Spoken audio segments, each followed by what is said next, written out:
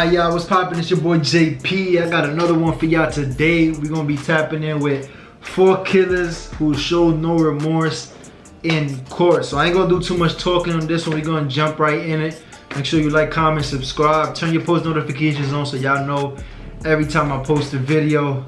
Yeah, let me know in the comments what you think about this whole craziness we're about to see. And yeah, let's check it out. 1. This is Ronnie O'Neal. He is a double murder suspect in Riverview, Florida. The hairstyle is giving Florida. I ain't gonna lie, that's like a Florida hairstyle right there. I'm here to play around with y'all. God damn it on that. O'Neal was 29 when he fatally shot his then girlfriend Kenyatta Berry. The fuck? Following this, he murdered their own daughter by striking her multiple times with a hatchet. She was only 9 years old. O'Neal also stabbed their 8-year-old son before pouring gasoline all over the house and setting it on fire. O'Neal was arrested upon fleeing the burning house. The son was able to escape but was critically wounded and suffered from burns. Yo. The first 911 call on the incident was from the girlfriend who was heard screaming before suddenly hanging up. 8 minutes later, another call came in from O'Neal. 911, what is your emergency? Hey, I just been attacked by some white demons inside Kiki. Kiki, her name is Kiki, and she tried to kill me. What's she at? Huh? After the arrest, O'Neal... Yeah, this is a true fucking weirdo, and something gotta be wrong with him mentally. I never understood, like, to hurt your own children, bro, you gotta be all the way off in your head. You know what I'm saying? I don't think there's anything that could take me to a place where I'm gonna hurt my children, you know, like, and the sicko end up calling, acting like something went wrong, trying to protect himself, you know what I'm saying? Trying to cover his tracks. He was psychologically cleared to represent himself in court. During the trial, he I didn't even know you could do his that. now 11-year-old son, who he stabbed. Whoa. To which the son explained everything that happened. It's good to see you, man.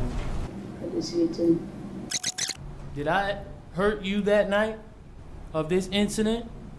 Yes, I did. And how did I hurt you? you stabbed me. Bro, he's really representing himself, bro. I don't think I've ever seen no shit like this. You that night of this incident? Yes, I did. And how did I hurt you? you stabbed me.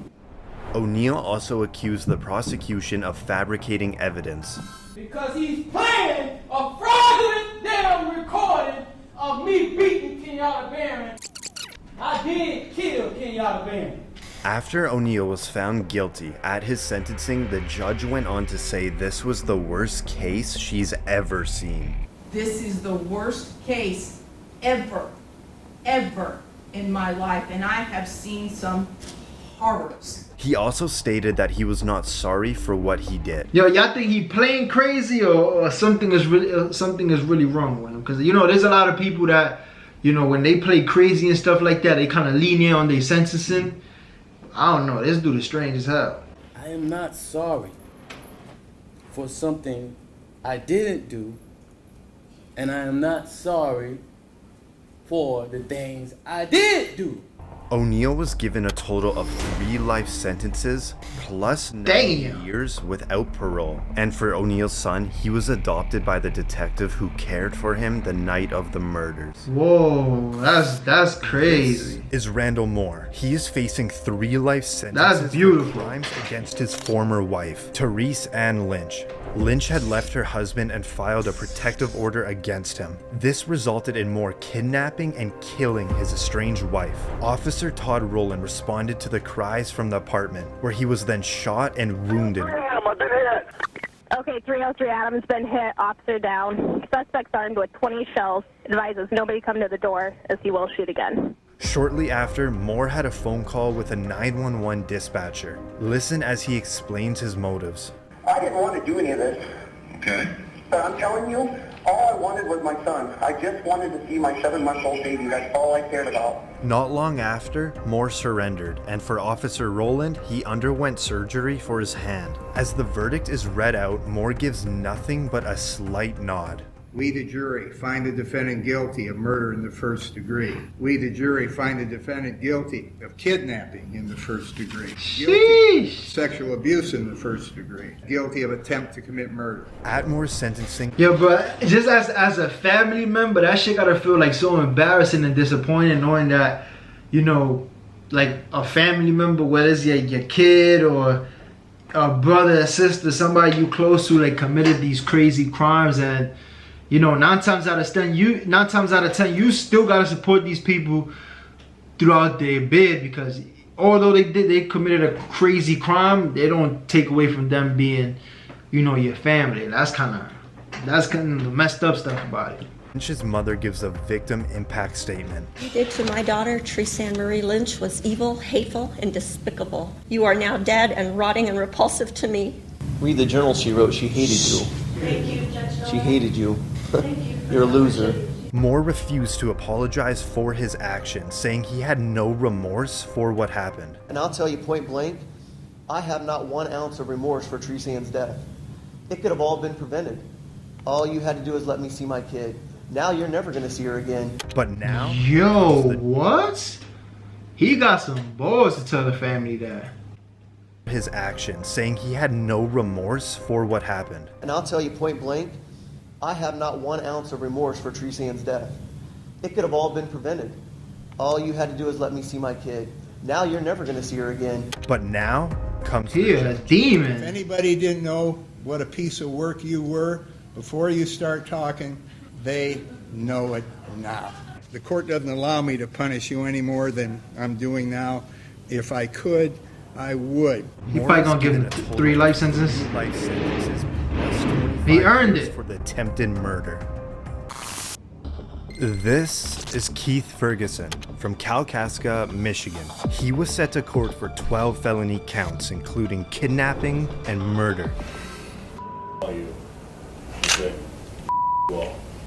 Yo, people really be having balls in that courtroom. In a divorce argument with his wife, Tiffany Ferguson, when he began to suddenly beat her, followed by fatally shooting her in front of their 4 children. He then hauled the children over to Tiffany's parents' house, where he fatally shot his father-in-law. After fleeing the scene, Ferguson stormed a nearby house, taking the owner hostage, and barricaded himself inside the home. After a 7-hour standoff, Ferguson was arrested. The defendant has already murdered multiple people, and fled, and has taken hostages. Bruh, he's taking a nap in the courtroom. Look at this man.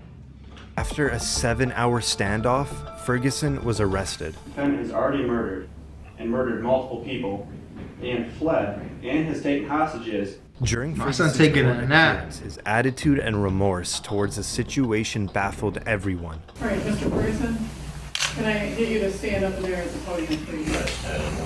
All right, I need to have you raise your right hand for me. Okay, all right. Pull me back from my Okay, stop. At his sentencing, Tiffany's best friend gives a victim impact statement, saying she always felt that Keith would hurt his wife. I knew one day he would kill her. She would always reply, "He loves his kids too much. He won't kill me. He loved them so much, he murdered their mother and grandfather." When asked about his children, Ferguson never desired to see or speak to them again. The judge responded by saying, "You may not meet the clinical definition of insanity, but there's clearly something fundamentally wrong with you."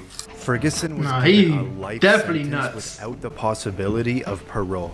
I see y'all in hell.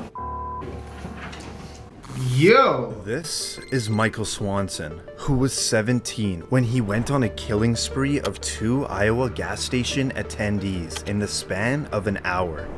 Where did you shoot? On the body? Yeah. And in the face? In the face? Okay. Why the face?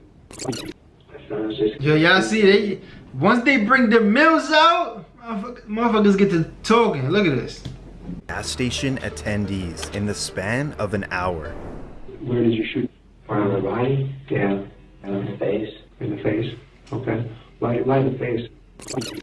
I was just gonna shoot to injure her. Why would I shoot her at all? Swanson entered a gas station in Elgano, Iowa, in a ski mask and a handgun, demanding cash and cigarettes from 47-year-old Vicky Bowman Hall. Despite following the request without hesitation, Swanson still shot and killed her. An hour later in Humboldt, Iowa, Swanson repeated the same act in another gas station, this time killing Sheila Myers. He was arrested 60 miles away from the shooting when authorities identified his vehicle. With both victims following his request but were killed anyways, it indicated that murder was Swanson's primary goal.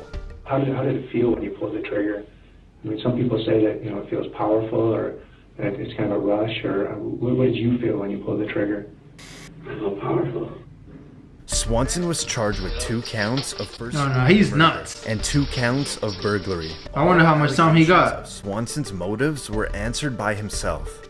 I then intentionally, deliberately, and with premeditation shot the clerk, causing her to die. I did this with a specific intent to kill her. Now, what? as one of the victim's daughters gives a victim impact statement. Bruh, as a family member, I think I would have, from the back, I would have went all the way to the front and put hands and feet on him, because you ain't gonna be talking like that. While I'm in the room, you sound bold as hell. Now you about to go to prison, and you gonna realize what is really going on, man. You're not gonna get away with that. You out here killing 2 women and thinking that you're gonna go to prison and they're gonna let you rock out and do what you do and live how you wanna live. Yeah, you gonna have a rude awakening, my brother.